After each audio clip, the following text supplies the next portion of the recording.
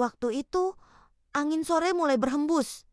Ketika kami mulai mendirikan tenda di tengah hutan pinus, tawa teman-teman bersahutan sambil saling membantu memegang tiang dan merentangkan flysheet. Ada yang salah pasang, ada yang lupa simpul, tapi justru di situ serunya. Momen sederhana, tapi penuh kebersamaan. Rasanya tenda itu bukan cuma tempat tidur, tapi simbol persahabatan yang makin erat di alam bebas.